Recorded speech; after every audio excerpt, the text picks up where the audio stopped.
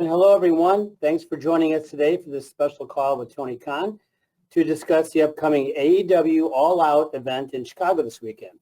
So by now, you know the drill. So that we give everyone an ample opportunity to connect with Tony, please one question per person. We ask that you kindly refrain from asking two-parted questions. Also, we ask that your questions are focused best as possible on the upcoming show or the shows this weekend in Chicago. And finally, please check now that your phone is unmuted.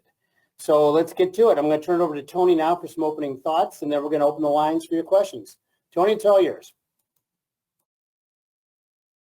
Hey, thanks, Jim. Thank you, everybody, for joining us today. I'm very excited about AEW All Out, very excited to be back in the Chicago area, and soon I will be back in the city of Chicago itself, in Chicago, after spending the Chicago suburbs where the original All In was held at the Now Arena. Very excited about the show, very excited about the city, and a lot of really exciting things happening in AEW. And surely coming out of last night's show, a lot of things to be looking forward to on this pay-per-view, but also had to make a lot of changes to last night's event. As I mentioned, I put a post out that used to be called tweets before the show started. And it was one of the more challenging events. It reminded me of the pandemic era in terms of having to scramble in the last 24 hours, pretty much up to the start of the show. A lot of the top stars were unavailable, either due to illness and even more so due to the hurricane. So we had top stars like Saraya and Swerve, who we had good ideas for, and they were unavailable due to illness. And then so many people coming out of Florida unavailable due to the hurricane, including Kenny Omega. And I would have really liked to have had Kenny Omega there. He's involved in one of the most important matches on the show versus Takeshita, which I'm sure we're going to talk about here. So we would have loved to have had Kenny there, but very excited about the one-on-one Omega versus Takeshita match.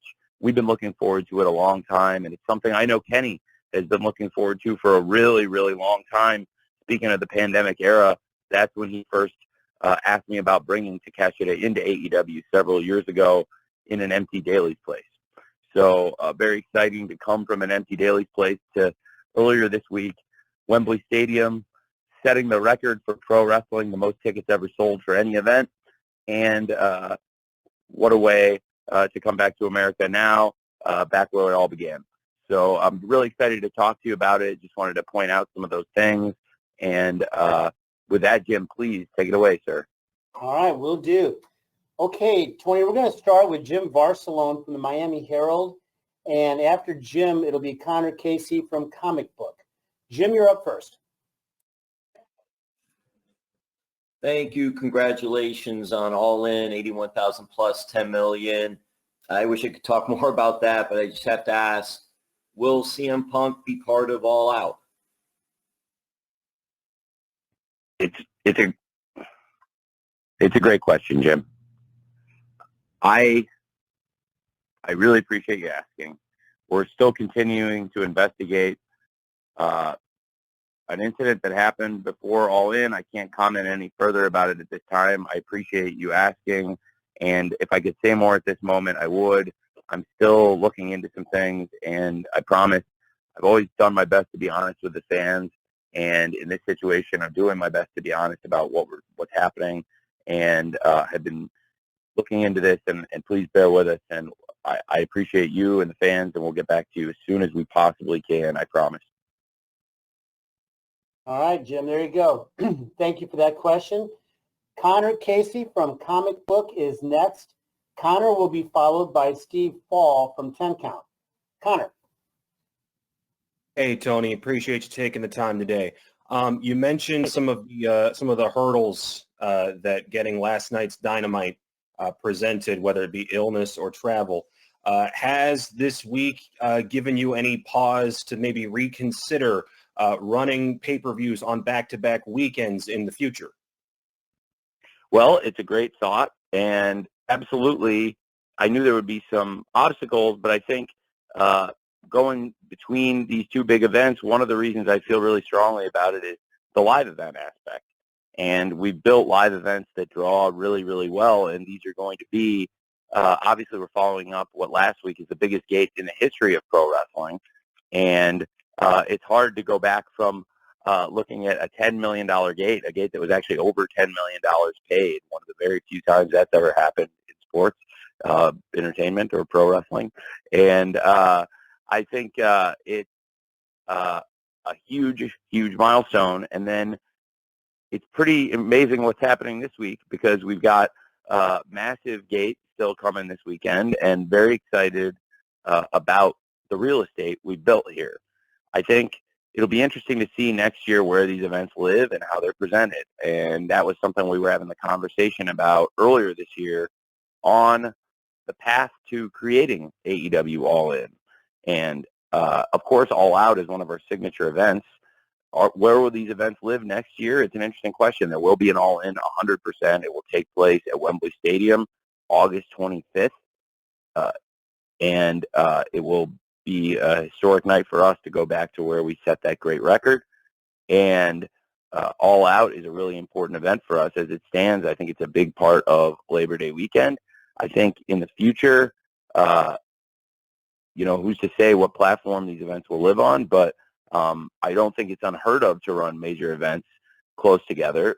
Some people have done major events in the same venue or the same city back to back, and that doesn't pose the same logistical challenges. But I think in this case, it's a unique circumstance of the working calendar, that you have a 3-day weekend in England, the bank holiday that we were just able to utilize to create the biggest business day in the history of pro wrestling, and then come back to a place where we've had all this success, and it's going to be Labor Day weekend, and it's going to be an exciting time, and it's really an important holiday for a lot of people here in America. And I think All Out, we've built a great tradition now over the years. It's our 5th All Out event, and it should be a great show, and I'm very excited to go back to the United Center, which has been one of our best venues. Thanks. All right, thanks, Connor. Steve Fall from 10 Count. Pardon me. Steve Fall from 10 Count, you're next, and Steve will be followed by Bill Pritchard from WrestleZone. Steve? Hey, Tony. I love these calls. I love the press conferences after the pay-per-views. But recently at All In, you had a media junket on the Friday before the event where media could have one-on-one interviews, 7 to 10 minutes with talent. And coming up, you have StarCast connected to All Out. Then you have Wrestle Dream, Full Gear, so on and so forth. You know your calendar. But could we see more media junkets before these events where media can show up and do one-on-one interviews with professional wrestlers? Because that would be amazing for all of us, I'm assuming, on the call. I'm open to that. Well, we've never done this on the call before. See, like we're doing new things. We're testing the formats, testing the fabrics of these very calls.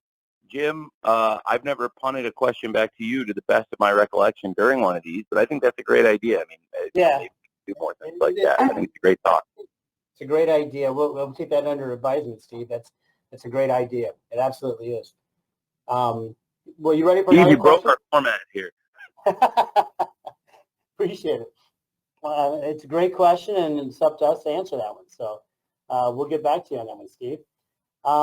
Bill Pritchard from WrestleZone, you are next, and Bill will be followed by Samantha Shipman from the Daily DDT. Bill? Good afternoon, Tony. How are you?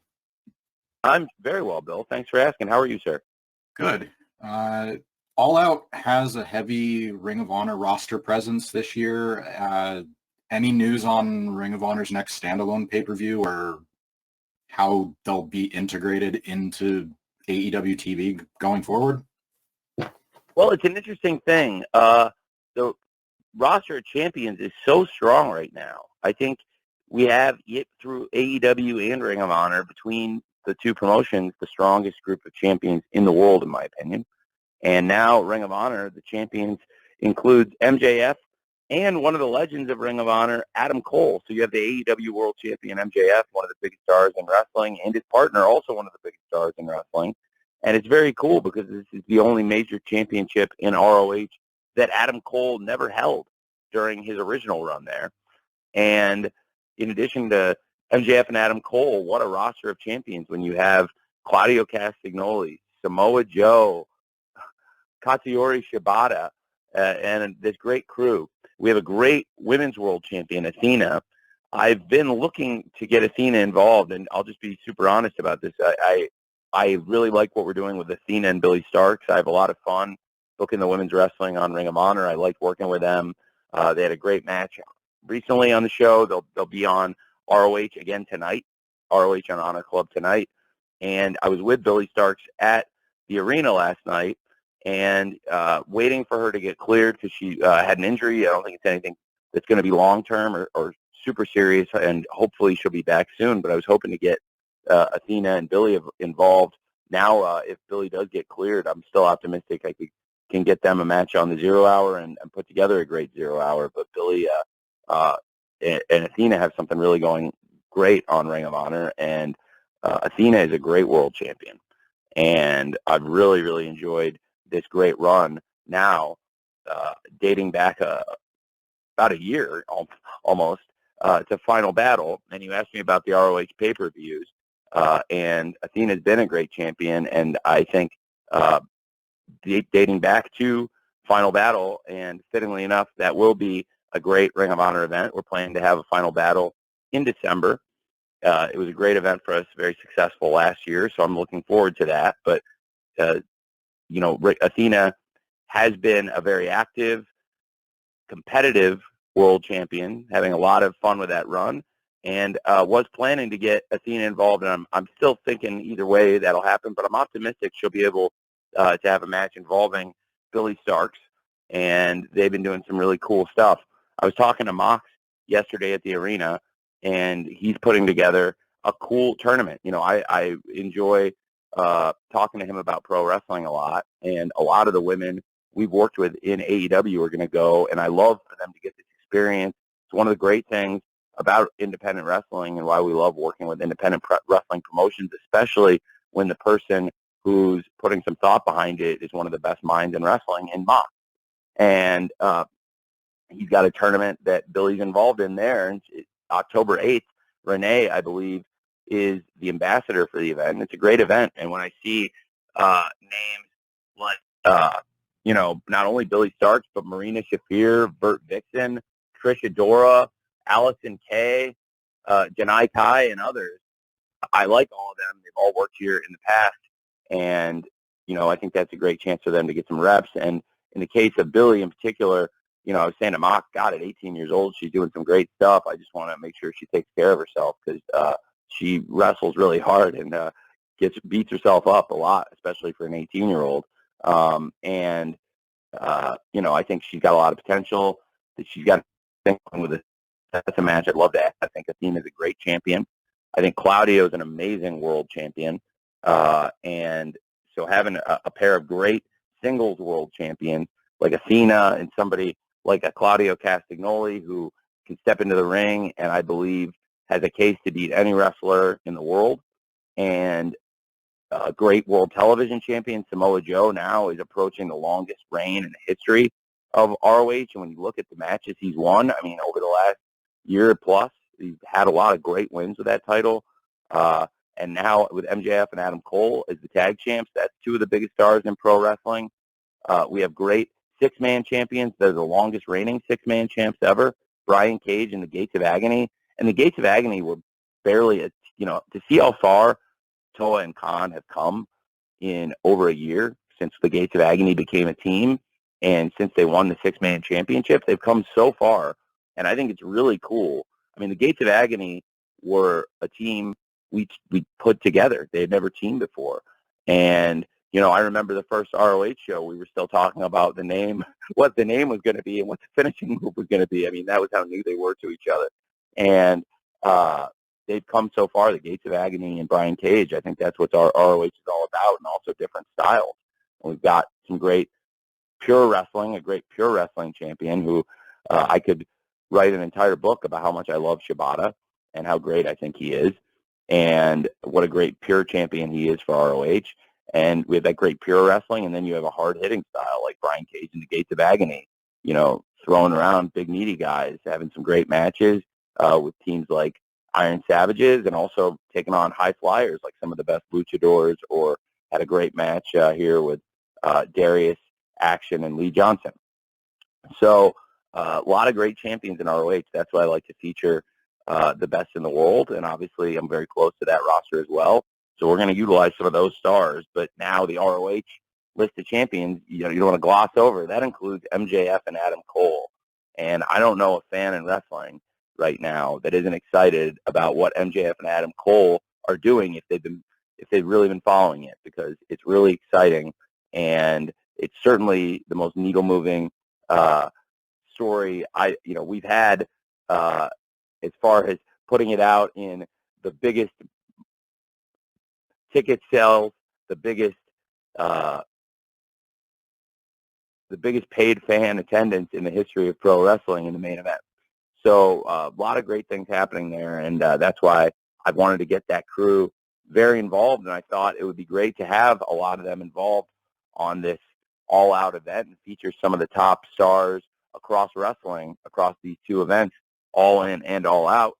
And that's kind of what some of the thinking was for those ROH champions, and why I think they're in a strong position right now. Thank you, Bill. Thank you. Samantha Shipman from the Daily DDT is next. Samantha will be followed by Daniel Yanofsky from the Sporting News. Samantha. Wait. Hi, Tony. How are you? Hey, I'm well, Samantha. How are you? Good, thanks. Bill kind of took, or I guess you actually answered my question. I was going to ask about Athena and her involvement this weekend and if we'd see any of that. So that's good to hear. So I'm going to pivot my question, what I was going to originally ask you. So last week you mentioned Wrestle Dream, and that would be something that's coming up to honor Antonio Inoki. With that, could we, since, in the last year or so, we've seen the creation of the IWGP Women's Championship and also the Strong Championship. So will we see women involved in Wrestle Dream, and would either of those titles potentially be defended on Wrestle Dream? I would love for that to be the case, and I'm optimistic we can do that. So I've been talking to New Japan about potential involvement in the show, some of the top men and women that can be involved, and I would really, really like that. So that's certainly something to pay attention to. I think one of the great stars that's been involved in New Japan Pro Wrestling, who I have a ton of respect for, is Mercedes Moné. And I think we have a good relationship, and I also think she is one of the greatest wrestlers on the planet. And it was great to have Mercedes Moné at AEW All In. She's not available to wrestle right now, but when she does wrestle, I think she's as good as anyone and one of the best in the world. I have so much respect for her as a competitor. And certainly, she's one of the top stars in the world. I don't know that she would be physically cleared at that time. I'm not expecting that because she had a major injury, but when she is cleared, that's somebody we're really interested in working with. And also, she's had great experiences in New Japan. She's been a great champion there. And I think that's something to keep an eye on also in the future for both companies. And I definitely would love to have involvement from New Japan, from the men and the women, and get as many of the IWGP champions and the Strong champions involved in the show. And of course, the Strong title has been featured in AEW before. When Willow was the Strong champion, we featured the Strong women's title, and now featuring the Strong men's title with Eddie Kingston as the champion. Thank you. Thank you, Samantha. As promised, Daniel Yanofsky from the Sporting News is next, and Daniel will be followed by Dominic D'Angelo from Inside the Ropes. Daniel. Hey, Tony. How you doing today? Hey, I'm very well. How are you? Pretty good, thank you. You recently discussed having the idea of All In and All Out close to one another. I was wondering, due to potential price issues that people may have, you see online, there may be people talking about it, and potential streaming ideas for the future, would you consider doing a bundled deal for All In and All Out at some point? I know if you can't really talk about streaming options, but it just seems that it's been a growing topic on social media lately. Well, do you ever watch Get Smart? Have you ever seen the show Get Smart? The TV show Get Smart? I don't know if you ever watched that show. So would you believe that I tried that? in this case, when Max Smart says that, it's not always the case. He's exaggerating, but in this case, I did. I really thought that would make a lot of sense, but it was not something that was viable across all the cable carriers. It's not something that's really been tried. It's crazy to say this, but Dynamite is a thing that I've been writing on paper and I've wanted to do since I was 12 years old. And Dynamite always led up to pay-per-view events. And before there was bundling of events, long before there were streaming platforms, in the 90s when I was like a 12, 13-year-old kid, that pay-per-view bundle was one of my dreams. And it's kind of amazing because that was in the 90s and it's 2023 now, and it's been like 28 years since I wanted to do that and have a pay-per-view bundle across weekends. It's still really pretty much impossible to do. To get the cable carriers and all the satellite providers and the streaming platforms and get a uniform solution, it was really hard to come up with something. And it's a great thought, and it's something I literally have wanted to do for 28 years since I was a small boy. And the reality is it would have been impossible then, and I would have thought that it would be a little bit easier technologically, but in the long haul, I would like to find a way to create that. It was something I was hoping to find a way to create this year, or utilizing streaming. And there things that have been tried and true are, first of all, live events in pro wrestling. And from a live event standpoint, this is going to be the biggest month in the history of AEW by far, right? I mean, pretty obvious because a $1 million gate is great in pro wrestling. And very few people ever in pro wrestling have achieved a $1 million gate. Last weekend, we did something that a lot less people have ever done and is the true rarefied air. And I thought we were living high on the hog. I thought we were really doing something special all these years with a $1 million gate, and it's true. We were. Very few people have ever done that. That is wrestling history. But you know what's cooler than a $1 million gate is a $10 million gate, to paraphrase the Social Network. So that bundle is a great thought. I'm very sympathetic to what people are saying, and in the future, I think streaming could make that type of thing an easier solution in the future, but certainly for linear cable, satellite, pay-per-view carriers, that is actually something I approached Chris Harrington a long time ago about, and we thought it was a good idea, but unfortunately executing it across cable, satellite, streaming providers, and all of our different partners has been really challenging, and I'm optimistic that as technology continues to improve and we look at different platforms, that I think there could be a way to do that, because I feel really powerfully about the real estate we have here. I think we know we've done something special at Wembley. I think everybody knows we've done something special at Wembley. It's like Frank and Old School. I think the whole town knows we've done something pretty special at Wembley. And I think and now Chicago, this is a huge weekend for us all out. And I know there's a way to execute it that's perfect for everybody, and I think the technology in the future is going to make that a great solution for us. But definitely these two things that are tried and true, live events and pay-per-view, I know that both are going to be great live events, and I know we'll have a great pay-per-view audience. And certainly All In, speaking of pay-per-view, this will also be the biggest pay-per-view month in the history of AEW by far across these 4 weeks, because All In was the most successful AEW pay-per-view in well over a year, one of the biggest ever, and will probably end up, if not in the top two, would definitely be in the top three, and when it's all said and done, it could end up being our number 2 pay-per-view of all time. So this will surely end up being our best month ever on pay-per-view. And in addition to best month of live events, I know those are kind of sometimes old-fashioned things in wrestling, live event ticket sales and pay-per-view, but there's still very much real revenue streams to the business. And this is going to be a great weekend, I promise. We're going to have a great time with StarCast, and I'm very excited about the pay-per-view show All Out on Sunday. Thanks. Thank you, Daniel. Dominic D'Angelo from Inside the Ropes is next, and Dominic will be followed by Bill Bodkin from the Pop Break. Dominic. Hey, Tony, how are you? I've seen Get Smart, so I know the reference. Very good. Okay. So my question for you, I've been, as we're on the call here, I'm writing an article about John Moxley and his comments about Terry Funk and his passing. And he mentions about like how everybody can learn a lot from Terry Funk. I kind of wanted to get your perspective on Terry's legacy, but on top of that too, what do you think you and the AEW roster could learn from the legacy of Terry Funk? That's a great question. I'm a huge fan of Terry Funk. I first saw Terry Funk when I was 8 years old on Great American Bash 1989 Glory Days.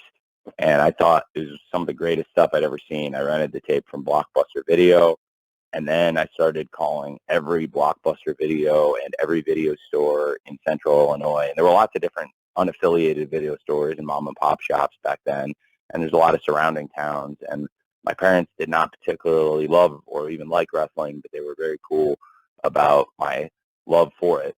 And I remember going to video stores all over looking for more of those 89 WCW pay-per-views because I just had to see more of this guy. And he is one of the greatest wrestlers I've ever seen in my life. I didn't get a chance to know him personally. In these later years, it was something I was interested in. It's one of those things I'll always regret, not having that chance. Tommy Dreamer mentioned he wanted to get us together at times, but there were a couple times where he tried to put it together and it just didn't work out. But we were obviously, everyone knows Terry Funk and Tommy Dreamer are very close, and I'm very close with Tommy Dreamer. So I have a lot of friends that are close with Terry Funk also, but it's like, it's kind of like, I can only imagine the tributes that'll come out. It'll be a very sad day here in Chicago and all over the world if and when anything ever happens to Michael Jordan. And I think the praise will be so glowing, but it's hard to articulate a new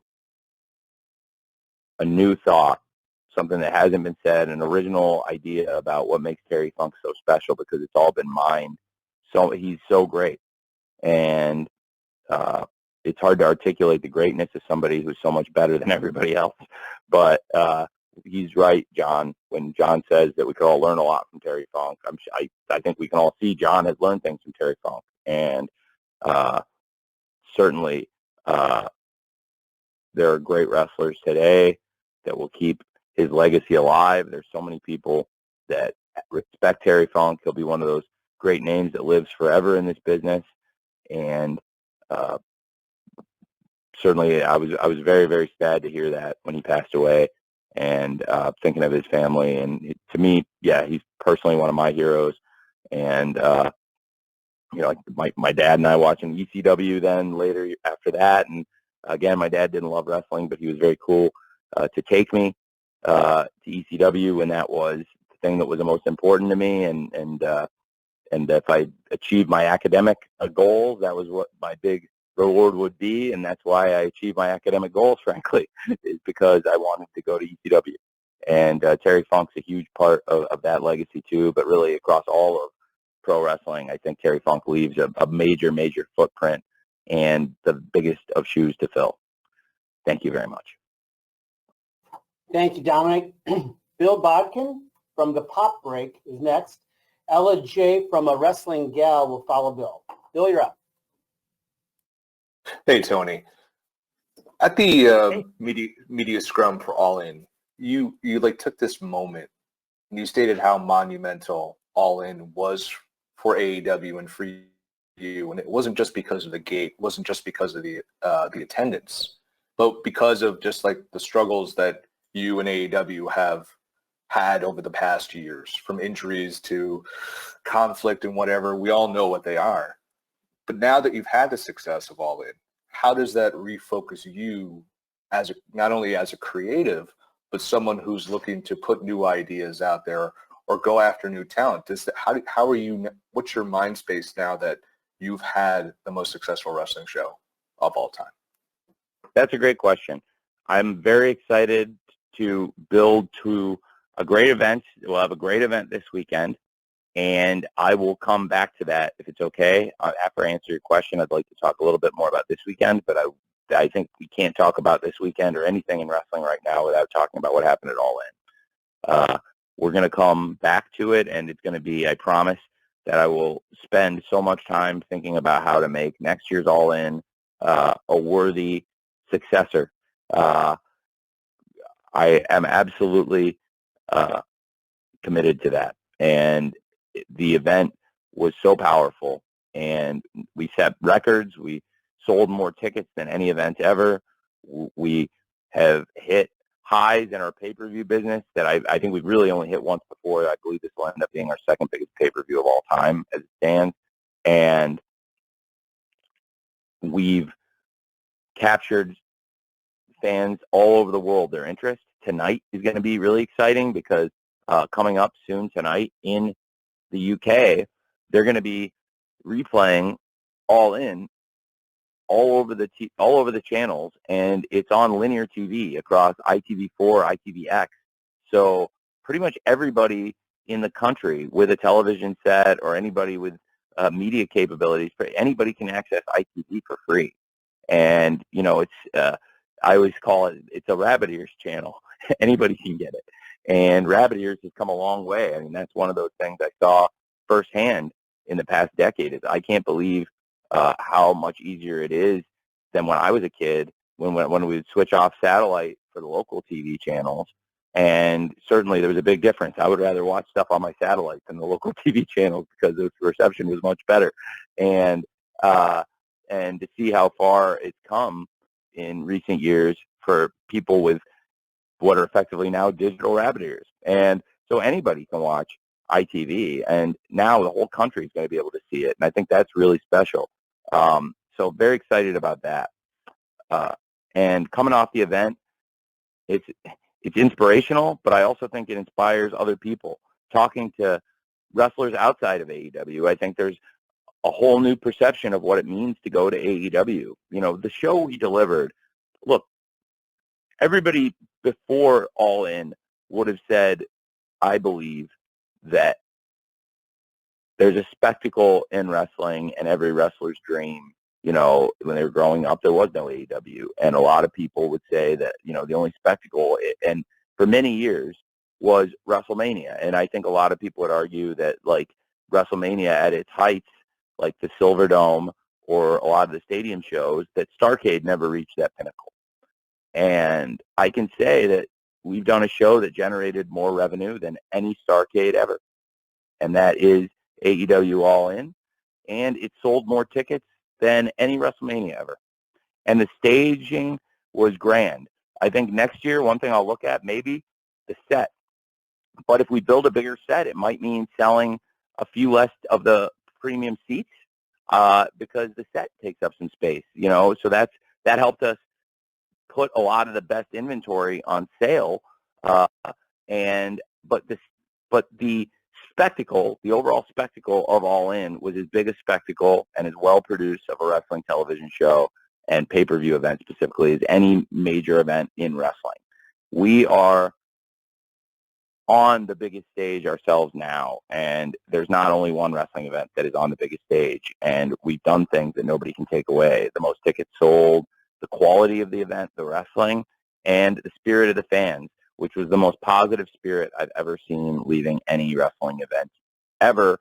And we have great events, and after the shows, the fans are around. They're around the hotels. They're around the airports. We see them, and generally we put on great shows, and people have a great time. And most of the events we've done in AEW's history have been very well received.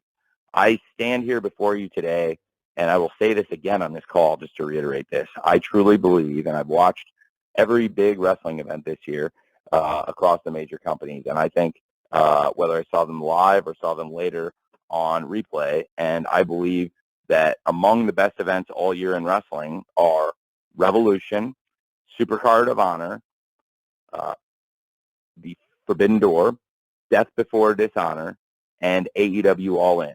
And I would take those 5 shows Again, those three AEW events I mentioned, Revolution and Forbidden Door and All In, and of course, Supercard of Honor and Death Before Dishonor. I would take those 5 events against pretty much anything all year. So we have really great events and people get very excited, but the Spirit leading All In was something completely different. So not only did we sell the most tickets ever, but we touched a lot of people. We made new fans all over the world. We brought in fans from all over the world. It was really special. And we get to do it again, and I can look at things we can do differently and approach it differently to make next year a unique experience. But it's definitely our clip. You know, when you watch like every show open, the beginning of primetime wrestling, when I was a kid, you saw the Silverdome clips, the Silverdome B-roll. You saw those clips, that B-roll, all the time. We're going to show it all the time. It's a big deal. I mean, for years, you would see that Silverdome clip. Well, I hope we'll be able to show this year's and next year's and make them feel really special and show how big AEW can be, because that's what All In symbolizes, if that makes sense. And I will try to come back to some of those other points, but I would like to touch on specific stuff about this weekend's pay-per-view show. 2 of the matches in particular that I'm really excited about. One of them that I will start with one of them that was confirmed, and that is Omega versus Takeshita. I think it's a great match, and it's really important to us. I mentioned this earlier on the call. It's a match that Kenny has really wanted for a very long time, for many years. He's talked to me about Takeshita and what he saw in Takeshita. And for Takeshita to betray Kenny, for Don Callis to betray Kenny and go with a younger man, a bigger man, a more physically imposing in some ways man, and turn on a guy that he practically raised, a guy that he helped bring to the championship, and now he's trading him in for a younger model. Certainly, Kenny Omega is a popular star around the world, and he's also very respected as one of the best wrestlers, and Don Callis has really disrespected one of the top stars. I was really hoping to have Kenny here, but I understand that the hurricane made it impossible last night. So last night we didn't get to hear from him or his thoughts about Takeshita and where he stands with this. But, you know, I think we'll get another chance ahead of the event, hopefully. And I do think that match will be amazing. And it is something we've really been looking forward to.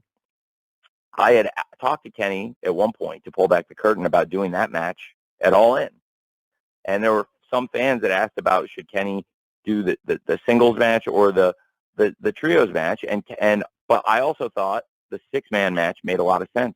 There was a Golden Elite trios match on the original All In, and to have Ibushi teaming up, instead of the Young Bucks this time with Hangman and Kenny, but to have a Golden Elite match against, in this case, top rivals, the Bullet Club Gold and Takeshita, I thought it made a lot of sense. And I thought that was a great match. And Kenny also really was excited to do the match in Chicago one-on-one with Takeshita. So I've been very excited about both matches. And I think it's the best of both worlds to be able to have Kenny, Hangman, and Ibushi together, and then teaming up with both of Kenny's great tag partners in Ibushi and the Golden Lovers, and of course Kenny and Hangman, one of the great AEW teams. So I really like that and love their opponents too. I think Takeshita, amazing, and Jay White and Juice Robinson are phenomenal, and excited about having all 3 of them competing this Sunday on All Out. But Kenny versus Takeshita is a huge match, and I think it's going to really deliver. Hopefully we'll get another chance to hear from Kenny, since he was not able to travel last night to help build this up on Dynamite, but certainly very excited about the match.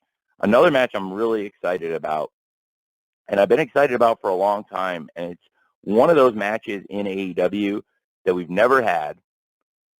It's one of those matches in AEW that it was something I personally had looked forward to for a really long time, and I believe they're 2 of the greatest stars ever in AEW, and I was very excited for the match already, and I thought the end of Dynamite really helped push it over the edge, and that's Jon Moxley versus Orange Cassidy.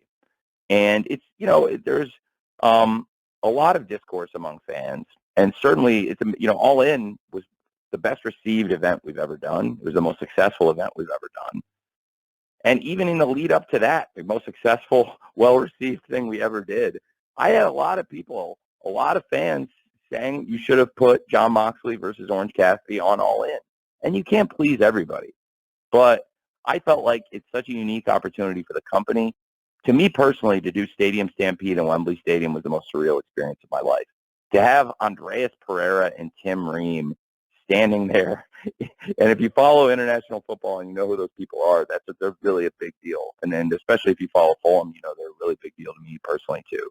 And to have Andreas Pereira and Tim Ream there watching the guys running through the hallway, guys going up to the royal box bleeding, and and they were down by me in the chair seeing all this unfold. Marco Silva was up in the box with his family. This is all surreal that this is happening in a place where I've had so many special memories with my family. Guys bleeding in the royal box where I had the biggest celebration in the history of my family together when we got promoted versus Aston Villa. And I'm seeing the same bar where my mom went to get a glass of champagne and the guys are smashing their heads on it. It's pretty special and cool. My mom couldn't believe it when I told her they were going to let us fight in the royal box. And I thought the Stadium Stampede was perfect, but a lot of people thought Orange versus Mox belonged on the show last week. I really love London. I love Wembley Stadium, and I'm sure you can hear that in my voice and by what I'm saying. I also really love Chicago. I mentioned this to the fans last night. I had never been out of the state of Illinois for more than 3 weeks consecutively until I was about 30 years old. I've really always been anchored here in Illinois until my dad bought the Jaguars, and I started working on the football stats. I'd been working on that from Illinois in my apartment and for a long time, but it was not something a lot of people were practicing back then, football analytics. And we have become, I believe, the best in football at football analytics and data integration and player tracking and utilizing all that information.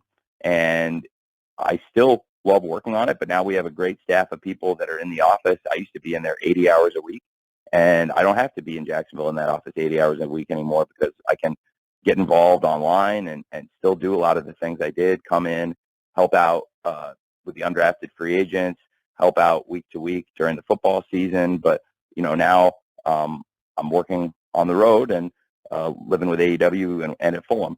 And it's crazy to say, until my dad bought the Jags in 2012, I had never been out of the state of Illinois for more than 2.5 weeks consecutively. And anytime I'm back in Chicago, it's really special to me. And All Out is one of the most special events in AEW.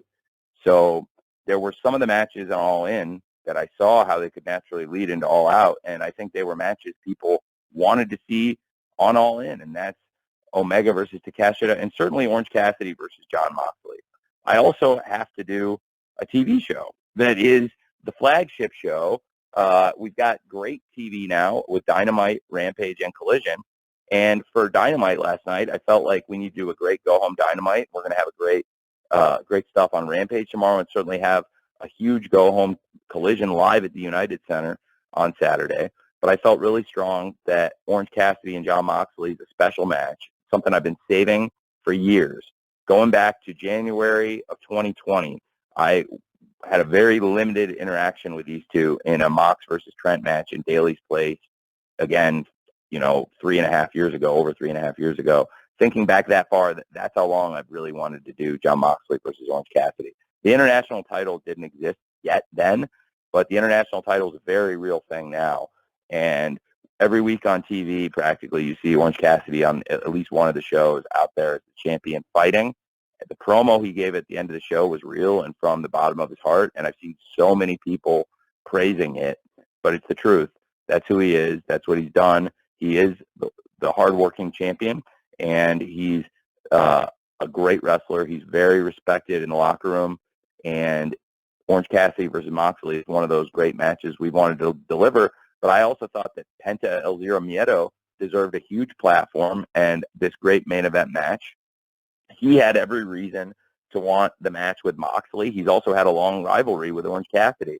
We've seen them team in recent weeks in the Stadium Stampede and going into the Stampede to get their teamwork, their cohesion. They teamed up on Collision, but really it's been a long rivalry between the Death Triangle and the Best Friends.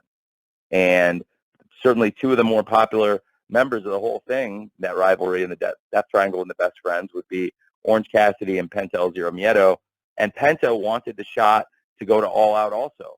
It's a huge opportunity for Penta to become the first wrestler in AEW to hold the international title, the tag team title, and the trios title. And not only to become a singles champion in AEW for the first time, because I do believe Penta El Zero Miedo or Rey Fenix, either one of them would be a great singles champion, but to give Penta that great main event opportunity. He had an awesome match with Orange Cassidy, I thought, last night. And we had a lot of top wrestlers that had issues. You know, when you're missing big stars like the ones we were missing yesterday due to having people step up like that, it's a big deal. And I'd always wanted to do Orange Cassidy versus Penta in that big main event spot, and I thought they really delivered. And now to have one of the real dream matches for me personally in AEW, and a match that, look, thousands of fans were badgering me in a good way. Like, I like it. Like that Orange Cassidy versus Mox should have been last week at Wembley Stadium.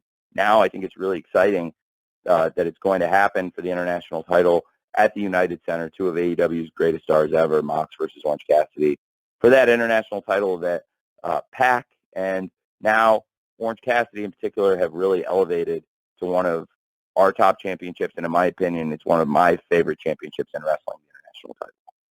Thank you. Thank you, Bill. Ella J. from A Wrestling Gal is next, and I will follow that with a write-in question from Jerry Rush from Irish Wrestling and Entertainment. Ella? Hi, Tony. Can you hear me? Yeah, hi. Hi. So you were talking about Chicago. Obviously, AEW is no stranger to Chicago, but like you did also say you got to achieve your longtime dream of hosting a wrestling show in Wembley Stadium when you ran AEW All In. Looking forward, I'm curious to know, do you have any other aspirations of bringing AEW to a specific city or venue in the future? What a great question. Thank you, Ella. I've been able to hit a lot of the special ones, truly. For me personally, we've done a lot of the venues that have touched me the most. One that people don't think about much, the 10th episode of AEW Dynamite was in the State Farm Center in Champaign, Illinois, formerly known as the Assembly Hall. It's crazy because we've done hundreds of Dynamites now, but I've also seen a few hundred basketball games in that venue. And also the first wrestling I ever saw was in that venue. And it was really cool to go there. The United Center is one of the real special sporting venues. We've done great events there. And, of course, this Sunday we'll have a great event there that I'm excited about. Wembley was one of the biggest things. Jacksonville, I didn't know how soon it was going to happen. It happened a lot sooner than I ever expected that we'd be able to wrestle in the stadium. We've never put fans in TIAA Bank, or excuse me, now it's Everbank Field, where we did the Stadium Stampede, but we have had a lot of great events in Daly's Place in Jacksonville.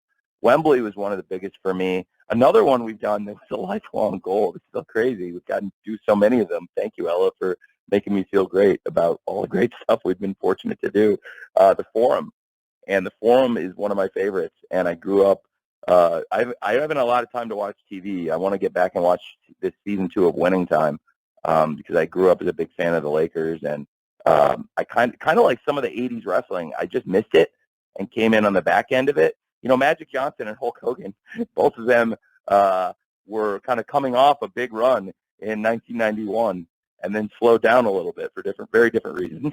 And but then I spent a lot of my childhood going back and watching the stuff they'd been doing in the 80s, whether it was the NWA and Crockett with Ric Flair, or the WWF with Hulk Hogan and the Macho Man, or 80s basketball and renting old videos and watching classic games with Magic Johnson's Lakers against Isaiah Thomas Pistons and Larry Bird Celtics and all those great teams. And the Forum was a dream venue for me, and we've done that. So that's another really special one. Arthur Ashe was another one, and we go there, and that's a dream. And so we have all these places, and it's still cool because we get to go back to them, and every time I go, it's surreal. So now I have to think of another one, and I don't know. It's a great question. We've done so many of the best ones. There more so than most people. The Ted DiBiase gimmick, it's seasonal residences, and I've been fortunate to live in a lot of different places. So there's a number of places I would call home here in Chicago and LA, Jacksonville, and of course London. And I've been fortunate to do events in all those places. I'll keep thinking about it, but now I'm glad you asked because you really pushed me to think of something else that will tug at my emotional heartstrings as much as all of those did. Thank you, Ella. Thanks, Ella. And Jerry Rush was due to be next, but Ella's question was essentially Jerry's. So we're gonna move down the queue here. We've got about 5 more minutes to go. So this is the lightning round. Brandon Thurston, we're gonna call on you next. And if there's time after that, we're gonna go to Stephanie Chase from Digital Spy. And if there's time after that, we'll see what's up. But right now, we're gonna go with Brandon. Hi, Tony. Thanks again. Hey, Brandon. I was wondering if I could follow up on the first question. You're respecting you can't say a lot about the CM Punk situation, but would you be able to say that you'll give an answer by Sunday? I'm sure a lot of fans are wondering whether Punk will be on the show before they hit the purchase button on Sunday. That is my goal, and I promise that is what I hope that we have a resolution. And I don't expect a full resolution, but I at least expect some more information by then, and I'm going to keep working on it. It's a challenging situation, to say the least, Brandon, and not something I was hoping to be dealing with, but I really appreciate you asking. Thank you. Thank you, Brandon. Stephanie Chase from Digital Spy, you are next, and we'll follow Stephanie if there's time with Nikki Bushi from Women's Wrestle Talk. Steph? Hey, Tony, how are you? I'm very well. Thank you for asking, Stephanie. Well, I'm just about to watch the All In replay here on ITV4, and it was such a huge success. You've announced it for next year.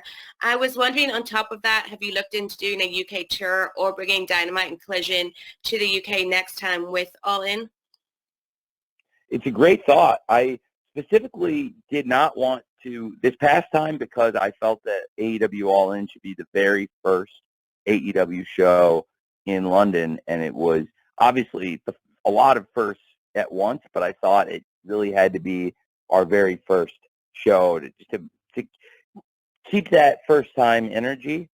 And it's a great familiarity that the fans had with our product through television, and I'm sure many of them had traveled over the years to shows as well, but certainly largely through the power of ITV and our streaming service on AEW Plus on Fight. I think the penetration of AEW in the UK really showed, because our first event ever, and you have just tens of thousands of people across a massive stadium, and you've got a crowd that of over 81,000 paid fans, that many of whom had never been to an AEW show before, but were completely familiar with almost everybody on the card and their stories and their signature moves and signature moments in the matches. And I thought the crowd participation was amazing, and it was a real testament to how avid the fans are in the UK. And given that great fan avidity, certainly in the future, I think that could make sense. It was just something in this year, in particular, I felt like All In should be the first AEW show ever in Europe. And I thought that made it even more powerful, and it was a lot of firsts all at once.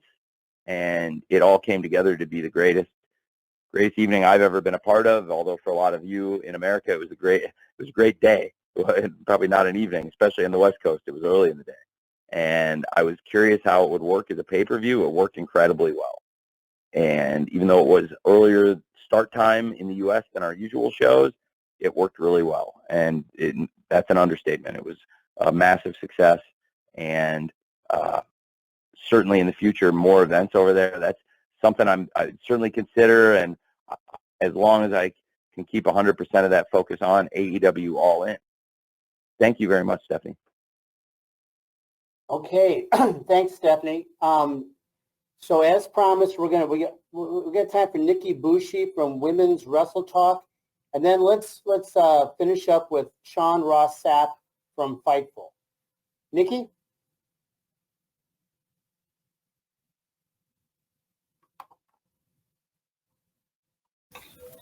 Hi, yes. Can you hear me? Yes. Yeah, hi. Hi, Tony. How are you? Very well. How are you, Nick? Hi. I'm really good. So I wanted to ask, because I've been at the collision shows for the past 2 weeks, and I've noticed that the continuation of the feud between Mercedes Martinez and Chris Statlander has kind of been pushed to the side. Can you talk about briefly the decision to go with Ruby Soho? And can you also give us an update on Mercedes Martinez moving forward? Well, Mercedes Martinez has been doing great. I think Chris Statlander has beaten Mercedes Martinez in a match, and they had a great match. And obviously, Mercedes was displeased with the result, and I thought Willow had a great response to it, and they ended up having a great tag team match out of it, which Mercedes and Diamante won. And it wasn't the cleanest win, but it showed Mercedes Martinez and Diamante will do what it takes to pick up a big win. I have a ton of respect for Mercedes Martinez. She's been great in ROH, and that's why I called her in to come work on AEW Collision, and she'd be great on any show in AEW or ROH. She came to me and mentioned that she'd have some interest in working with Diamante, and I thought it was a great idea. They had a great history together, and I loved the match they had. I thought they did great, and they had a great tag team match with Willow and Chris, and then the singles match, we just had with Willow and Diamante was excellent, but I think there's a lot of possibilities coming out of it. I would say Willow and Mercedes would have a great one-on-one match, and in particular, I think the winner of Chris Statlander versus Ruby Soho, whoever is the TBS champion coming out of All Out, would have a great list of challengers potentially lined up to face them, and certainly Mercedes Martinez is somebody who could be a great challenger for the TBS championship at any time. But to your point, I think it was a good match, Mercedes versus Chris, and certainly Mercedes could be in line for a rematch at some point too.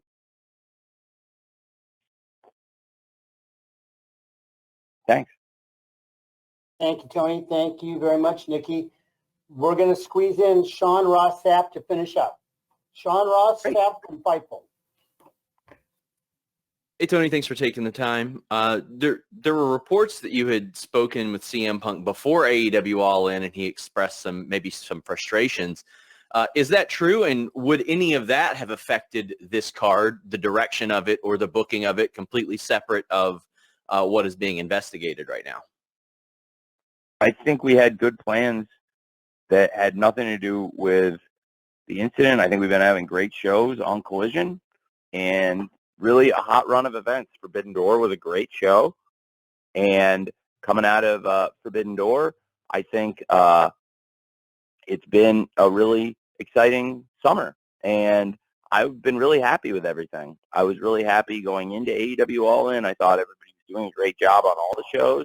I think the event itself had a great card, and it was the most positively received event we've ever done. I'm really grateful to everybody who wrestled on the show and everybody who helped set the show up.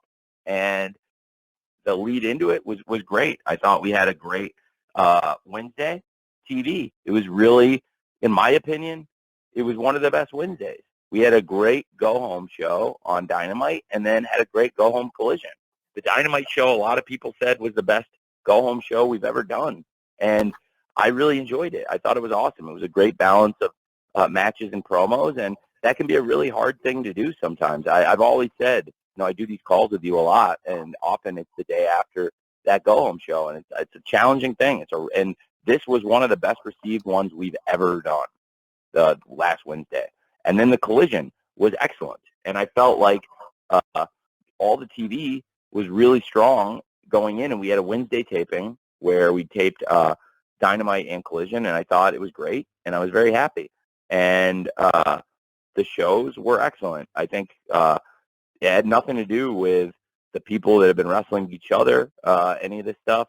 And I can't comment on any of the incidents or anything, but I was really proud of everybody who wrestled on All In. And the shows, I thought had been really strong. I really liked the go-home stuff we shot on Wednesday at Collision. So, and on Dynamite, obviously, the Wednesday, we taped them both together, actually, in Atlanta. So that's all I can really say about is about the wrestling. And then I think stuff has been going well, but as far as what you're asking about any of the other stuff, I can't really speak to that part, but I do think everybody was doing a great job on the wrestling shows. All right, Thanks, Sean. Tony, we are done. Do you have any thoughts to conclude with? Yeah, thanks, Jim. I'm really very appreciative every time we do one of these calls. I know it's some of the familiar people asking the questions. Hopefully, we've been able to answer you. I'm not the person picking the questions. It's a little different than the Scrum where we see all your faces and can kind of point you out in the crowd.